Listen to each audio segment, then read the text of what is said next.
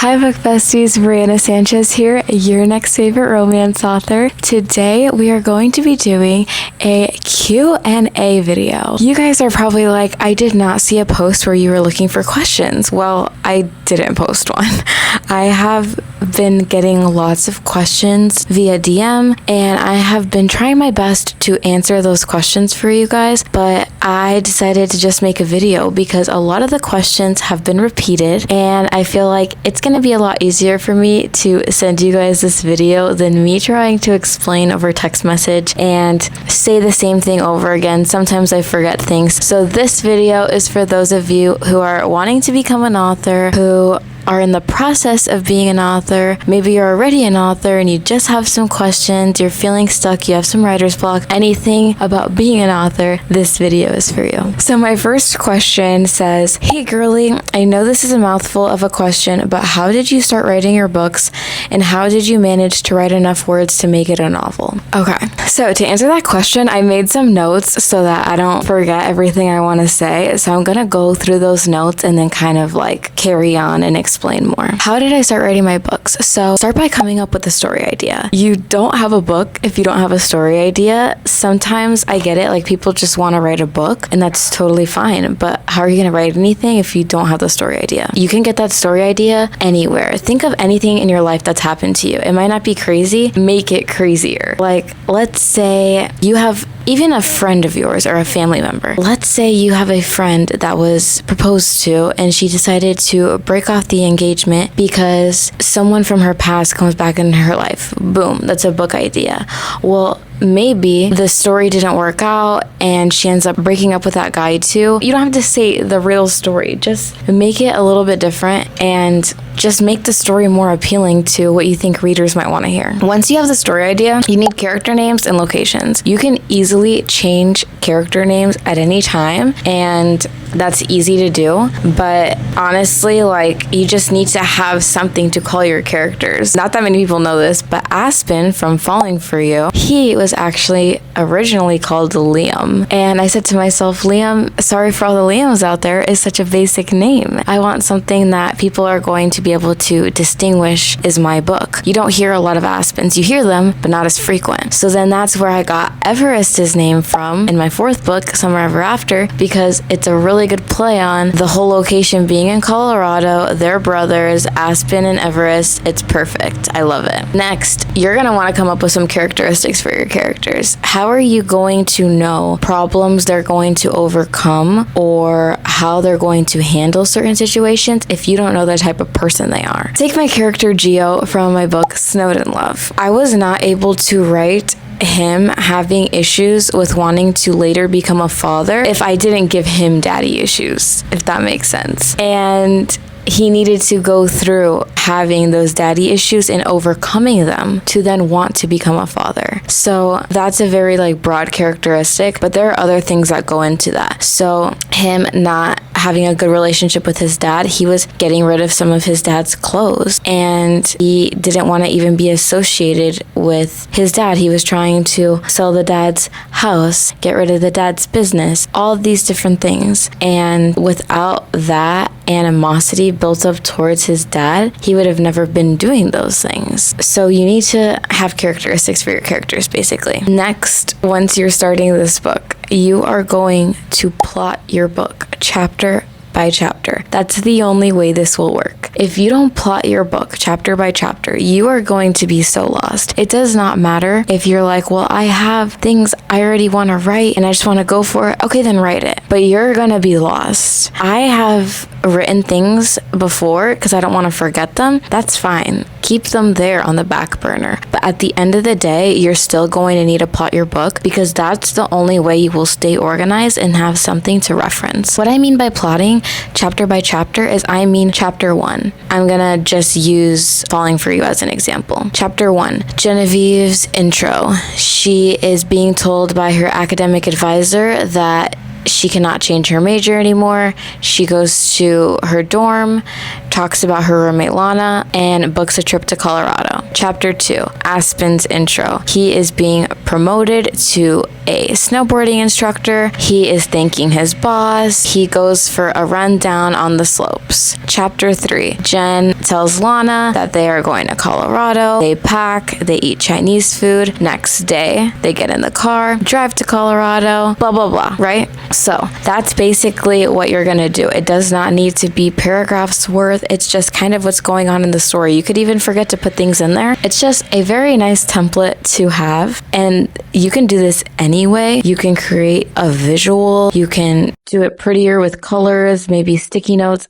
I don't know, whatever works for you in your brain. Do not go off of me. I'm just giving you an idea of what I do. Next, once everything is plotted, then you can start writing chapter by chapter. And that's how your book is going to come to life. Because now you know what your story is going to be, what your characters' names are and their location, what the characteristics of your characters are, and what order your story is going to be in. So that is basically a rough draft of a template. If you guys want a more in-depth video on that, let me know. If you guys want to sit down with me while I plot my next book, let me know. I'm actually in the middle of plotting right now a new book, so that's very fun for me. It's very hard though. Like, I'm not gonna lie, like I am a little stuck right now for a few things because it's not easy, especially with these ideas like out of thin air. But I believe in you all, and you all can do it if you just set your mind to it. So going more in depth with that question, how did I go about writing my first book?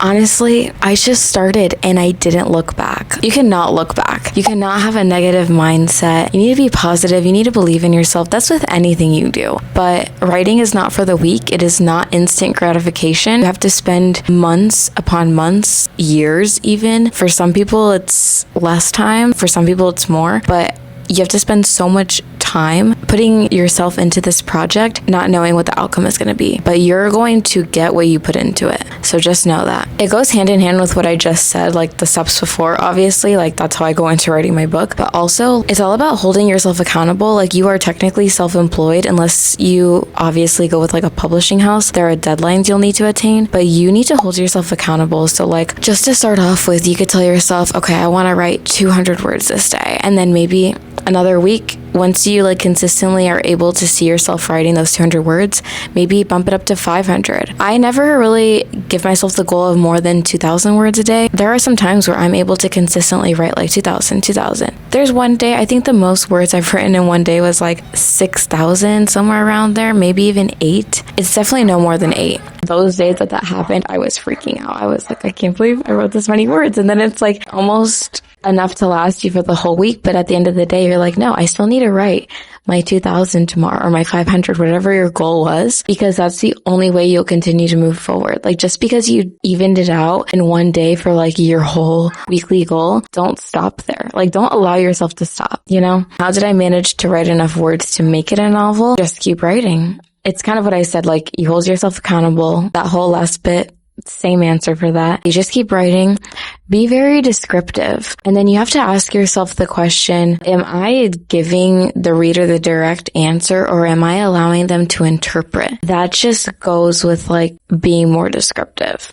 Also, you can just write everything out you have to start off with and go back later and add more stuff because you will get more ideas and you will be able to add more stuff to allow the story to flow. So don't feel like you have to have it all at once. Like that doesn't happen. That's non-existent. So if you just allow yourself to at least like write the skeletons of the book, then you can go back and fill more things in later. Like this day, I still think about things I could have added in Falling for You, but it's published. But right now I'm on a new series. It's going to be 4 books and I'm writing the second one right now. The first one is done and it's in edits, but I still am going back and like, oh, there's more stuff I could add to this scene. There's more stuff I could add to this scene. And that's just how the book comes to life, honestly. For my next question that someone asked me, they said, hi, my name is Karen and I'm an aspiring author. Would you mind sharing tips on writing? Okay.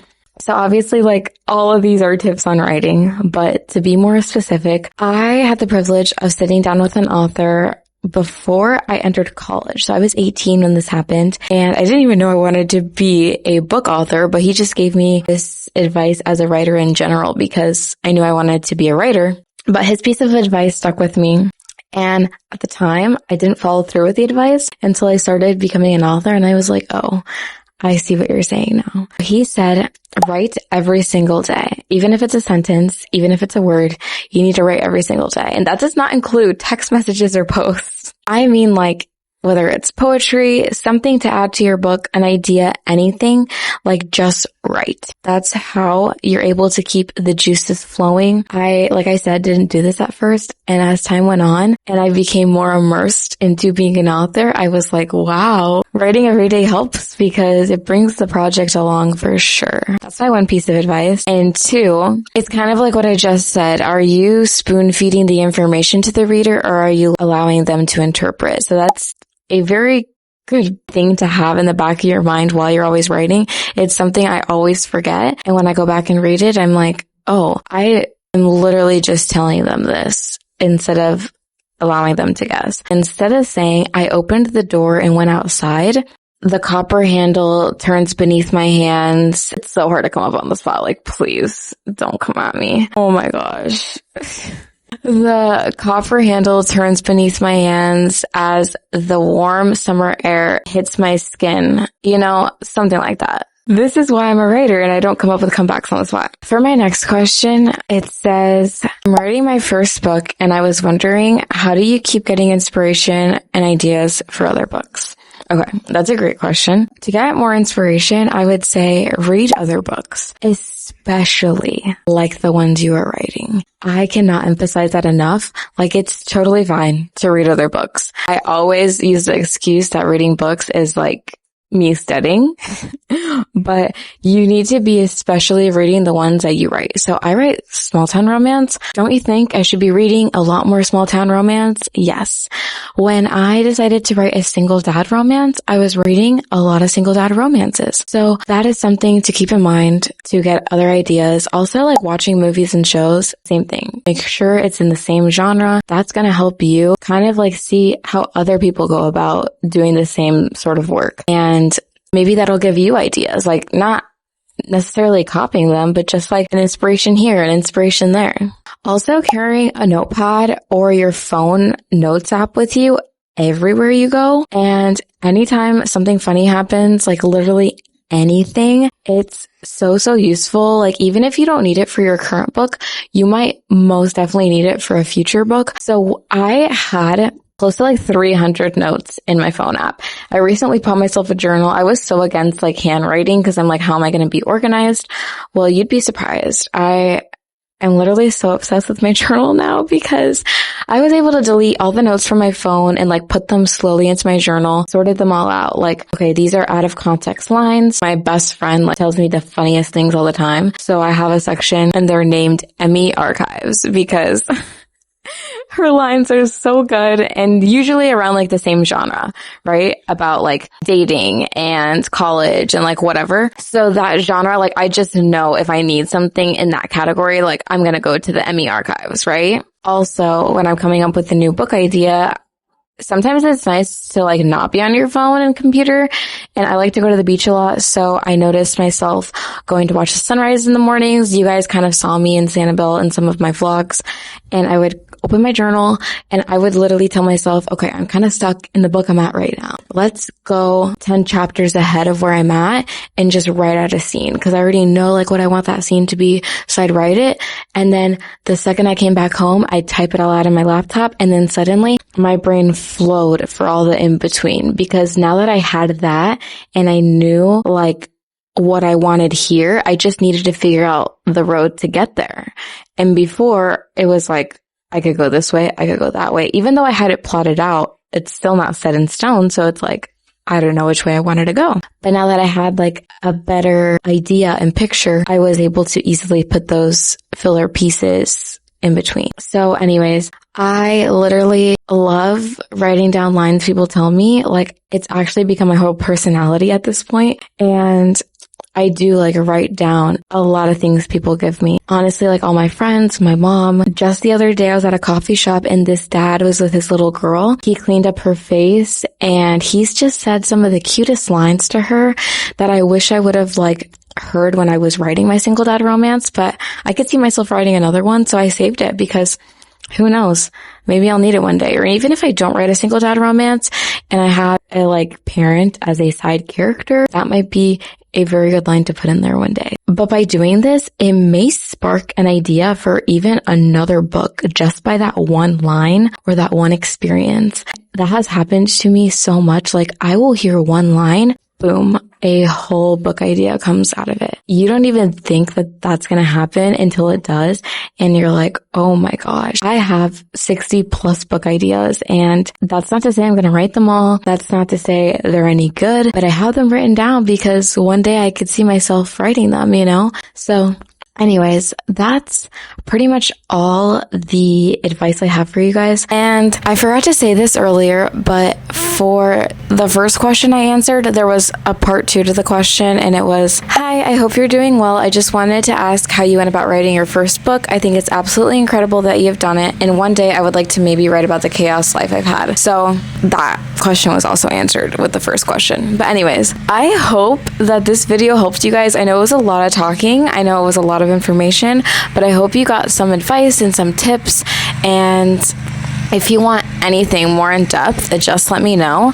I do have a video on teaching you how to publish your book on KDP, and you guys can go watch that if you're interested. I screen record my laptop and everything. This way you guys can see how that is done, and you can do it pretty much for free. So anyways, if you guys want any more in-depth videos, let me know. I'm happy to show you how I plot out my book, maybe how I come up with stories, literally anything. I definitely need to make more author content. I know that I make a lot more reader content, so you guys need to hold me accountable. Just leave me a comment down below on what you want to see. I hope you enjoyed this video. Please like, subscribe, and comment down below.